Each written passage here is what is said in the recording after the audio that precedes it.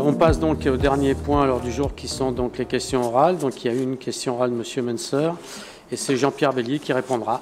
Lindsay, Nicolas, Lola, Maël, Lucas, des prénoms qui nous rappellent de tristes moments. Le harcèlement scolaire est un fléau ordinaire. Un fléau ordinaire qui tue. Nous savons tous désormais qu'il touche, hélas, tous les niveaux, de la maternelle à l'université. Pour prendre seulement l'exemple du réseau des écoles publiques de Nanterre géré par notre municipalité, ce sont presque 500 élèves qui ont connu malheureusement une situation de harcèlement. Si on applique les statistiques nationales, sans doute davantage, compte tenu du contexte social de notre ville, bien que le harcèlement touche tous les milieux, des plus modestes aux plus aisés. L'écrasante majorité de ces situations de harcèlement demeure, on le sait tous, dans le secret des cours d'école. Les enseignants, les équipes pédagogiques ont tous un rôle à jouer, de l'assistante maternelle au personnel de service de cantine. Faute de formation, faute de réponse adéquate, ne peuvent souvent que rester aveugles face à cette souffrance discrète mais profonde qui touche trop de nos enfants. Monsieur le maire, afin de pouvoir apporter une réponse à nos concitoyens sur ce sujet, qui est un sujet extrêmement préoccupant, le groupe Aimer Nanterre souhaiterait connaître quelles actions de prévention, de sensibilisation, mais également d'éducation auprès des harceleurs la municipalité met-elle en place dans l'ensemble des établissements scolaires de Nanterre. Alors, bien évidemment, cela ne relève pas simplement des devoirs de formation de l'éducation nationale vis-à-vis de son personnel, mais également de la nôtre vis-à-vis de notre personnel, nos agents municipaux qui travaillent avec cœur dans nos écoles et auprès de nos enfants. Je vous remercie. Oui, parmi toutes les violences vécues par les enfants en milieu scolaire, le harcèlement est effectivement devenu au fil des années un fléau insupportable contre lequel la communauté éducative dans son ensemble doit agir collectivement et sans tergiverser. Certes, ce combat relève principalement de la responsabilité de l'Éducation nationale, mais notre collectivité, ses agents municipaux, comme ses élus d'ailleurs, ont un rôle à assumer pour participer à la mise en place d'un climat scolaire et social apaisé, protecteur et propice au bien-être de nos jeunes concitoyens dans et hors l'école. J'insiste, dans et hors l'école.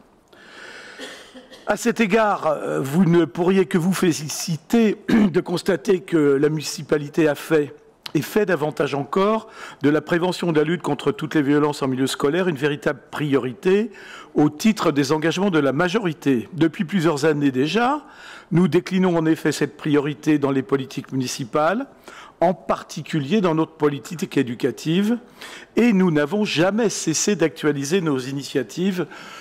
Permettez-moi donc de m'attarder sur quelques exemples rapides. La prévention des violences est une orientation majeure du projet porté par le service enfance. Cette préoccupation nous a conduit à lui demander de renforcer la formation des personnels d'animation qui interviennent dans les écoles et les centres de loisirs. Car c'est une chose de savoir identifier ce qu'on appelle les signaux faibles du harcèlement, c'en est une autre de savoir comment agir pour protéger l'enfant harcelé et mettre un terme aux violences. Cette double dimension implique, au-delà d'une nécessaire vigilance, de vraies compétences psychosociales qui ne s'improvisent pas. L'année dernière, 35 directions et directions adjointes de centres de loisirs et une cinquantaine d'animateurs permanents ont ainsi suivi une formation menée par le CIDFF et le planning familial 92. Pour accompagner ces formations, un guide a été élaboré avec l'aide des associations spécialisées et de nos travailleurs sociaux scolaires qui sont particulièrement sensibilisés à cette problématique. Deuxièmement, le renforcement des formations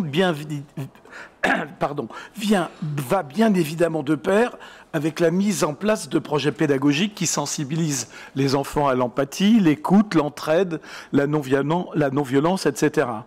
Les thèmes du harcèlement, du cyberharcèlement seront d'ailleurs au cœur de la Journée internationale des droits de l'enfant à Nanterre, qui aura lieu en novembre prochain. Il en sera de même de certains projets portés par la Cité éducative en partenariat avec des écoles, les établissements du second degré et des acteurs de quartier. Plus que des cours d'empathie, et j'insiste, notre action vise le passage aux travaux pratiques. Et j'insiste beaucoup sur ce point.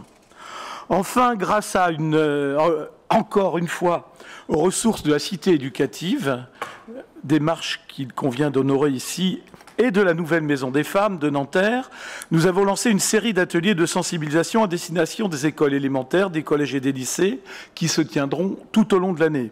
Ces sessions, adaptées à l'âge des élèves, sont tournées vers l'éducation à l'égalité filles-garçons, la prévention des violences sexistes et sexuelles, qui sont une dimension malheureusement commune du harcèlement, mais aussi le respect des différences, du corps d'autrui, la gestion des émotions, j'en passe, et des meilleurs.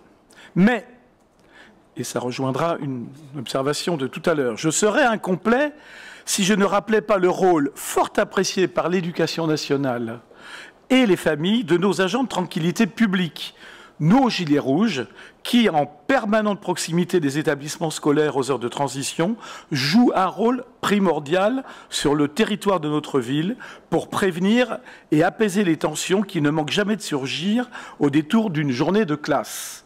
Car vous le savez, toutes les formes de violence, les faits de harcèlement se prolongent souvent en dehors des environnements scolaires et périscolaires, et pas uniquement par le biais des réseaux sociaux. Ces quelques exemples parmi d'autres montrent que la ville n'a pas attendu que le gouvernement se réveille et découvre les ravages causés par le harcèlement scolaire pour agir. Nous le constatons, et vous de même, le plan interministériel contre le harcèlement scolaire annoncé par le gouvernement la semaine dernière suscite énormément d'attentes du côté des familles, des enseignants et des collectivités. Rien d'étonnant d'ailleurs quand on sait à quel point les personnels administratifs et éducatifs, faute de moyens, de temps, de réel soutien, se retrouvent bien souvent démunis pour répondre aux situations graves qui se présentent à eux.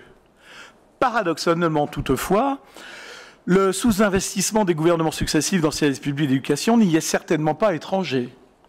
Les candidats au concours de recrutement des enseignants se font de plus en plus rares, le recours aux enseignants contractuels peu formés devient la fausse solution magique, les dotations accordées aux collèges et aux lycées font l'objet de restrictions chaque année, le nombre de postes de psychologues de l'éducation nationale ne cesse de diminuer, les médecins et infirmiers scolaires sont surchargés de travail et en sous-effectif. Pendant ce temps-là, les besoins des jeunes en matière de réussite scolaire, de santé mentale et de prévention des violences sont loin de s'atténuer, bien au contraire. Or, comme chacun sait, un enfant a d'autant plus de chances de réussir à l'école et de s'épanouir dans notre société qu'il se sent bien dans sa peau, écouté, soutenu et protégé par son environnement, et ce, dès le plus jeune âge.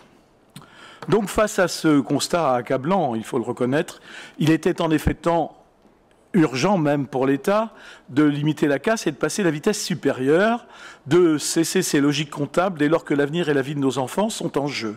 Il était temps d'investir dans une école publique exemplaire, capable d'incarner les valeurs citoyennes que nous voulons transmettre aux futures générations.